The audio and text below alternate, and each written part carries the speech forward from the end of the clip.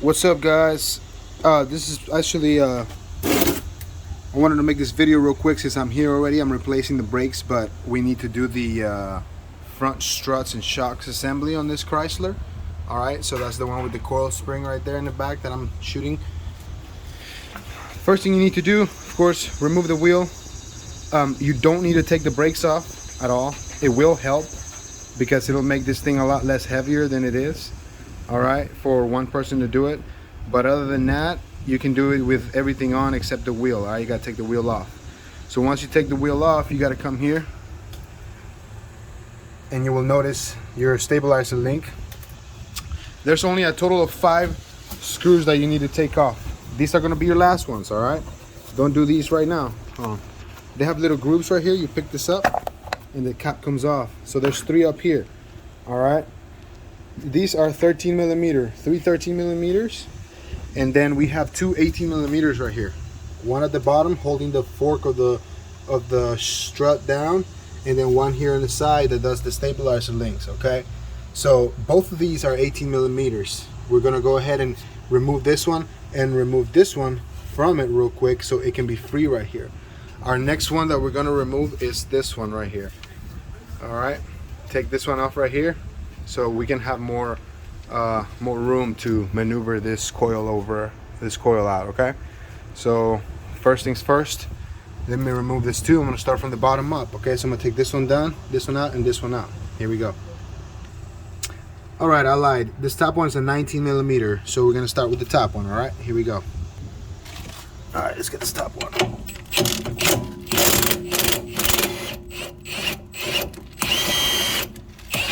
All right, if it starts to spin like that, we need to get a vice grips and put them on the other side so we can prevent that from spinning and loosen that one up. So let's move on to the bottom one. Here we go. All right, so here we go to removing the bottom one, 18 millimeter with my impact.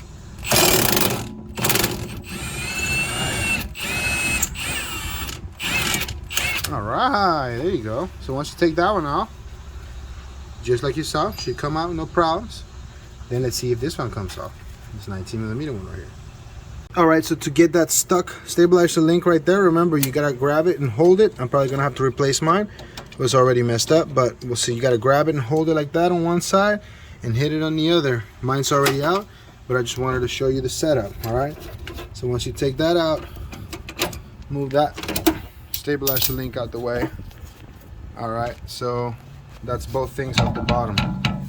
Now you're free and clear to take this one off right here. And if I'm not mistaken, this one's an 18. Let's see. Yeah, it's an 18 millimeter.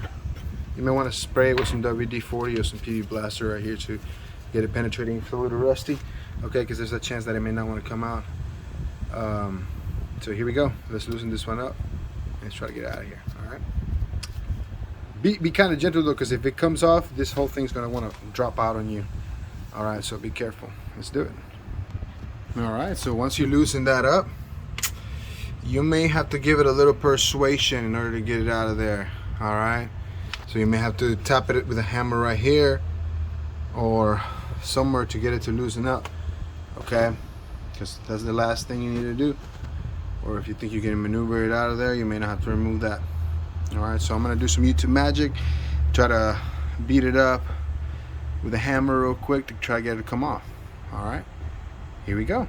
Stay tuned.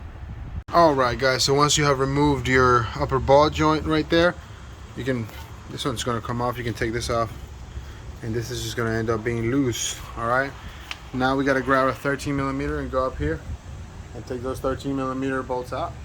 All right, here we go. Well, quick recap. So this is your point of view right now. Your hub is off. I mean, your brakes are off, wheels off. You got it off the upper ball joint. You got your bottom bolt off. Your stabilizer link bolt off. So, yep. The only thing we have left is the screws at the top. All right, here you go, guys. Just remember, this thing's gonna want to fall, so you don't have to. Once you leave one on there, it should be okay. You see how it's falling? All right. Well, looks like we may be able to take these off and put them to the side. Don't lose these. All right, so here we go down here now, and it should be pretty clear.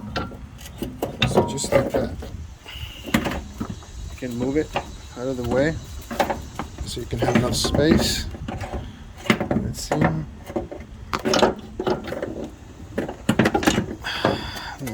Drop it slowly. You want to do it one-handed. There you go.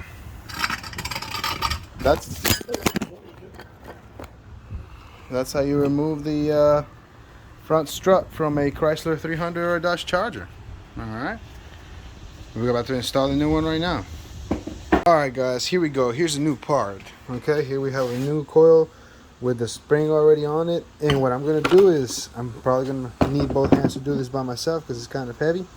But I'm gonna slide it in there first and screw the top ones just enough so it doesn't fall through again, and then I'm gonna line it up. Once I have the 3 ones threaded up, I'm gonna keep recording. Okay, so I'm gonna put a stop for it right now and I'm gonna show you.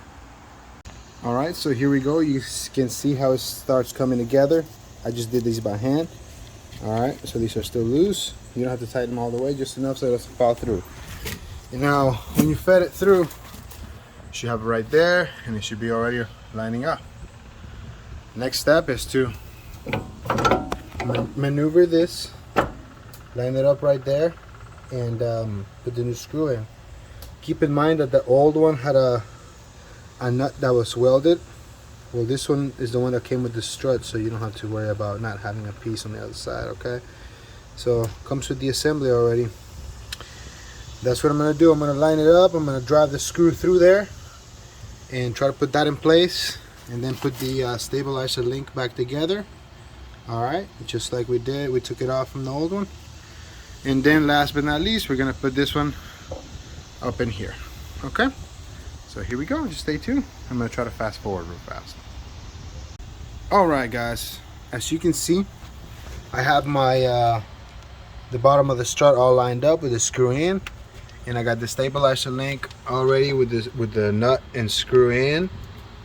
Okay, and I got this all tightened by hand. So now it's time to set it in place. We're gonna tighten up the bottom and tighten up the stabilizer links, and then tighten up the top all the way, or vice versa, whatever you think's best. I think we should tighten these up. Let's tighten these up first, all right, and then tighten the rest. So this is what we're gonna do. And once we're done tightening everything else, that's when we'll put this together and send it home and finish up the brake job. Okay, so I can finish that video as well. Here we go. Fast forward, YouTube magic.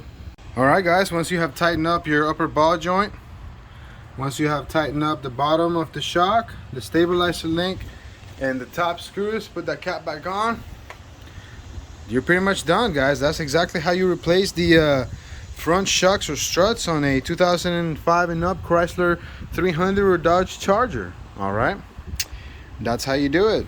Thank you so much for watching, guys. Please don't forget to hit that like and subscribe button for us so you can keep these videos coming. Okay, we're gonna go ahead and finish this brake job. You can check it out in a different video if it's out already. All right, thank you so much for watching. Have a good one.